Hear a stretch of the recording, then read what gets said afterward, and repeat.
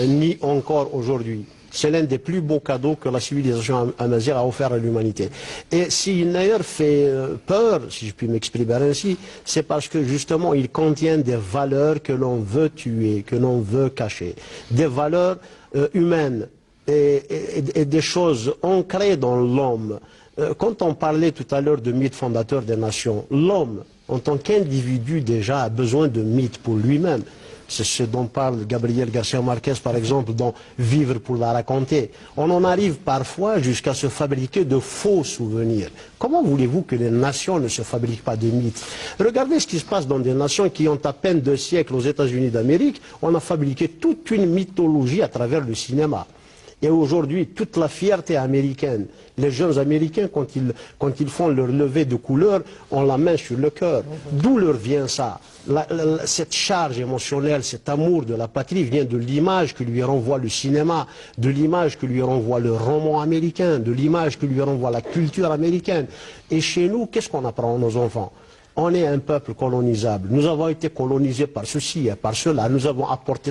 il y a quand même, comment dire, ce syndrome du colonisé qui habite également les peuples d'Afrique du Nord. Exactement. François Fanon parlait juste le syndrome du colonisé. Mais n'est-ce pas le moment de s'en débarrasser? N'est-ce pas le moment d'aller à la source, d'aller aux sources très profondes dans l'histoire pour apprendre à nos enfants comment ne plus se jeter à la mer pour leur dire que notre pays est beau, que nous avons les valeurs, que nous avons notre apport à l'humanité, que c'est chez nous que la première fois un peuple a pensé à laisser sa part à l'oiseau. Quand on va à la cueillette des olives, on laisse quelques olives pour l'oiseau. Le jour de Yulnayer, à la maison, on doit laisser sa part à la fourmi. On pense à la fourmi de la maison. Quel est ce peuple qui a pensé à la fourmi de la maison aussi loin dans l'histoire? Nos jeunes croient aujourd'hui que ces valeurs-là, cet amour de la protection de la nature, l'animal et ainsi de suite, ils croient que ce sont des choses modernes, alors que chez nous, elles sont ancrées dans l'histoire. Ce sont de belles choses. Lorsqu'on regarde ce qu'il y a derrière et qu'on cesse de ricaner, de sourire avec mépris devant certains rites que l'on croit, où l'on ne voit que le rite. Lorsqu'on veut chercher la valeur, on la trouve et on trouve des valeurs profondément humaines et on trouve des cadeaux offerts à l'humanité par notre civilisation amazigh. Et c'est là qu'il faut dépoussiérer une ère. Je l'ai toujours dit, que veut dire le mot ahram? Il n'a aucun sens dans aucune autre langue, sauf en amazigh. Ça veut dire construction. D'où vient Agharam, Thagarma et ainsi de suite. Nous avons eu 9 siècles de pharaons berbères. On va parler du roi Sheshnerk dans quelques instants. Donc justement, dont on ne parle jamais. Hein. C'est l'an 0. C'est l'an 0 du calendrier. Il a été choisi exprès. Ouais. Bon, pour ceux qui disent c'est un calendrier préfabriqué, il a été choisi exprès par des militants vu le prestige que Sheshnerk a dans l'histoire. On va pas se coller à quelque chose de honteux, on se colle à quelque chose de prestigieux. Donc l'an 0 a été accolé à l'accession au trône de la 23e dynastie par Sheshnerk, le premier pharaon berbère. C'est un acte glorieux, historique, qui est resté la preuve. Il est même cité dans la Bible comme ayant conquis la Palestine.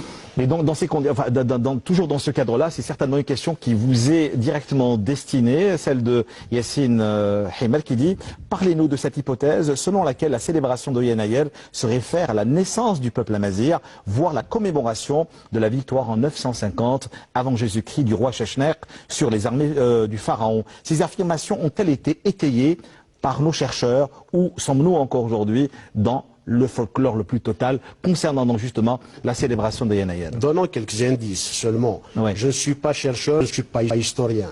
Moi, je suis inspecteur d'éducation nationale. Mais féru, fervent militant, donc je parle beaucoup plus avec le cœur. Des questions historiques. Mais attendons une chose. Depuis quand les historiens sont objectifs? Les historiens ont toujours fabriqué les histoires qui les arrangent. Et nous, on a laissé notre histoire se fabriquer ailleurs. Moi, je vais donner quand même quelques indices sur la question posée par l'internaute. Pourquoi chez les Chaouis, on dit « Essen Pharaon », le jour du pharaon? On appelle une autre appellation de Yanayer, on l'appelle « Es Pharaon ». Pourquoi l'Adjouza? La Djouza, ce ne serait pas Thaoussers qui est la grand-mère de Chechna? Oui, tout à fait. D'autres indices encore. Chez nous, en Kabylie, Athianin, Athwoudrer, Bouadnan, etc., comment on nous appelle? On nous appelle les prisonniers de Salomon. Pourquoi les prisonniers? D'où vient cette appellation? Henri Genevois s'étonnait déjà de cette appellation. Lui-même n'a jamais compris pourquoi. Mais quand on fait le lien, quand on sait qu'il y avait des prisonniers en Palestine contre Chechnya qu'il y a là, peut-être que ça, je ne suis pas sûr, je n'étais pas présent, je ne suis pas aussi vieux que ça, je vous rassure. Mais je me pose des questions. Oui. Et on nous appelle aussi Ethel-Wagner, les gardiens du grand secret. Et quel est ce grand secret? Et qui sont ces prisonniers de Salomon? C'est quoi ce Hassan Pharaon qui perdure? Il y a aussi un autre mystère que je voudrais soulever ici. Quand on dit l'oralité comme si c'était une tare, eh bien mon oralité à moi a vu naître Jules César, l'a vu se glorifier de sa langue latine et a vu le latin mourir. Et Tamazight perdure encore. Mais pas seulement, il y a eu également des écrits, c'est ce que je voulais dire en début d'émission. Le premier roman. On n'est pas seulement que dans l'oralité. Le premier roman de l'humanité a été écrit chez nous par un des nôtres. C'est Apulé de Mador. Oui, mais en latin, avec beaucoup d'expressions berbères, certes. Mais même notre oralité, c'est une oralité incroyablement vivace. Peut-être plus sûre à transmettre que l'écrit lui-même, parce qu'elle a vu naître des civilisations et les a vues mourir, tandis qu'elle, mazalit, comme disait Lounas. Alors,